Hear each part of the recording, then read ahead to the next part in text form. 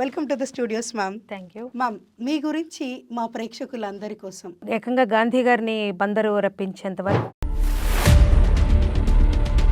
ఒక అమ్మమ్మగారు అయితే అసలు వెళ్ళి గాంధీ గారితో సేవాగ్రామంలో వార్తల్లో పనిచేసి ఆకాశవాణితో అనుబంధం అనేది 2.5-3 ఏళ్ల వయసు.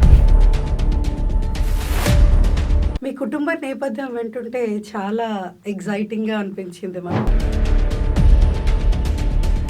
తర్వాత గే పాపులేషన్తో కానీ లేకపోతే ట్రాన్స్జెండర్ కమ్యూనిటీ చచ్చిపోదాం అనుకున్నాను. రైలు పట్టాల మీద పడు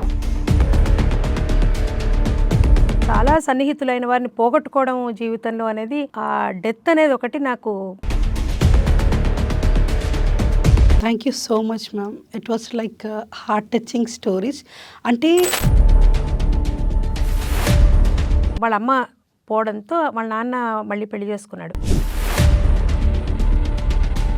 14 ఏళ్ల వయసులో ఎవరో రేప్ చేశారు పాపని. ప్రెగ్నెన్సీ వచ్చి 2 సార్లు ఎవరో అబార్షన్ చేయించి కుటుంబంలో వాళ్ళే చాలాసార్లు ఏంటంటే అలాంటి లైంగిక దాడులు జరపడం ఇలాంటివి చూస్తుంటాం.